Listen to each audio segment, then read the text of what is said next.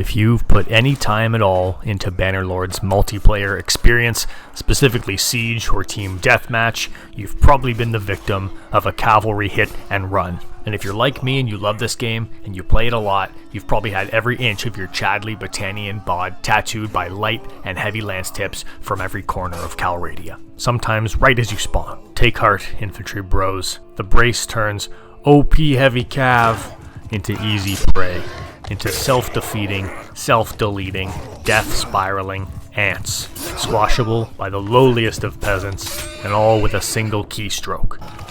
That's right, if you're walking or standing still and you're holding a non-throwable spear in both hands, simply press X and turn the pointy end towards whatever you want to die.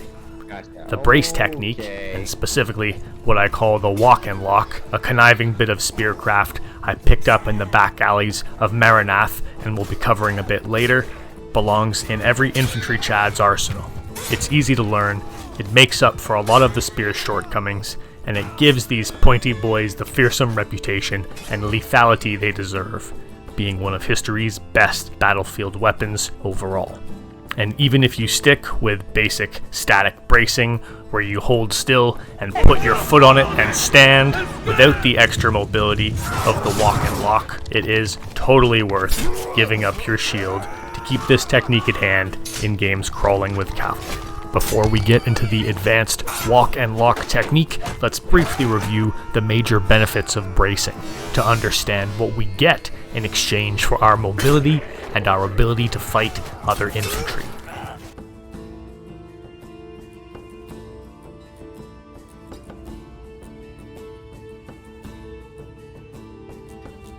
Number 1, bracing works at very short range, removing one of the major limitations of the spear and pike. While bracing, you can hit cavalry for couched lance level damage when they are right on top of you, well inside the range of a standard thrust. Thus, bracing gives you a deadly new attack option at a range where there previously was none.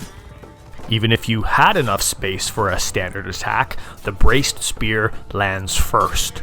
It makes you a threat immediately, cutting out the wind-up, the drawing back of the spear. This is critical in our anti-cavalry crusade, where battles are fought on short notice.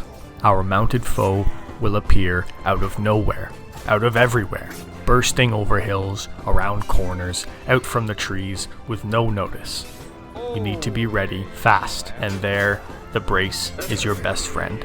Number 3, as long as your spear or pike are held on target, bracing will always stop a charge. Even if it doesn't pluck that Vlandian sack of wine from their saddle, bracing forces the rider to make a choice. Charge headlong into your spear or abandon the attack, veering off to find easier prey, or perhaps cowering behind their shield as they ride by. Either way, you foiled that lazy couched lance attack, and all you had to do was...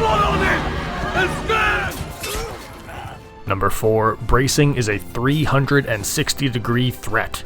Admittedly, your turns are slowed, sorry to you whirling dervishes out there, but you can move and turn while braced, remaining a threat to enemy cavalry the entire time.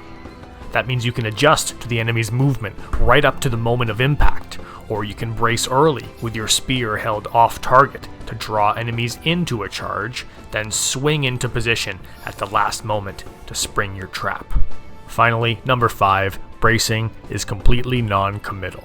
You can block and thrust and even run directly from the braced position should you need to abandon it to deal with some other threat.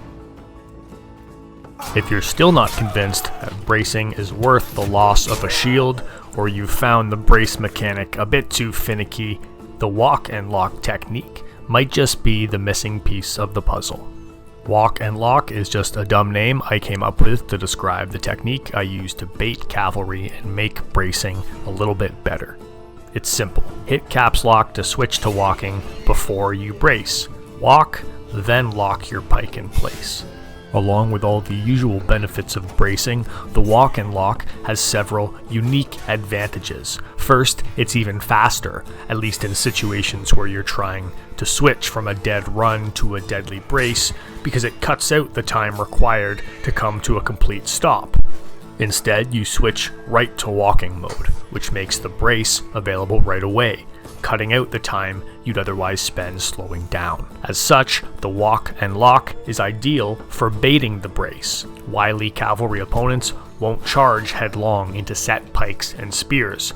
They'll need to be drawn in, and these cowards love nothing more than a seemingly defenseless target. So choose who deserves some sweet pikey justice and look hittable. Run, don't walk, and maybe even turn slightly off target, as though you don't see them coming. All of the things that our mounted foe look for to determine whether or not a spearman is open for a charge. If you're in a group fight, even better. They're expecting your focus to be elsewhere and probably won't be able to help themselves. Once they take the bait and they commit to the charge, you walk and lock and remind them Calradia belongs to the honest, foot-slugging stick boys of Britannia. And another great benefit is that the walk and lock technique will stop you from accidentally running and popping out of the brace, and then dying anyway, despite having spotted the threat well ahead of time and even prepared properly. Finally, the number one benefit of the walk and lock technique is the added mobility. Obviously, walking while you brace gives you some movement, and that little bit of movement will often make the difference between a successful brace and a surprise spinal surgery or bolt in the neck. That same bit of movement can also really help you line your spear up, making you even more of a 360-degree threat. Hitting caps lock and X in the proper order on short notice takes some practice, but the walk and lock technique is totally worth it in my opinion. I use this kind of claw shape. This gives me some clunky WASD movement inputs with my middle finger, while my ring finger hovers over the caps lock key, my pointer finger hangs back over the X, and I look all around with the mouse.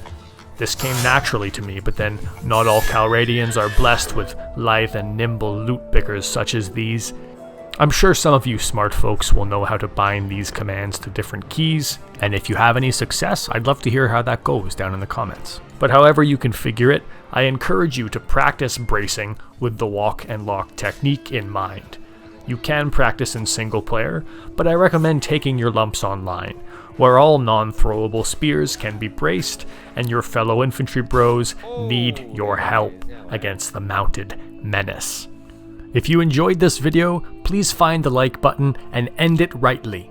And if you're a true Bannerlord and you'd be interested in more combat tips, Calradian lorecraft, and Bannerlord battles brought to life in tabletop gaming, please subscribe. I desperately want to do this full time. Help me. I hate my job.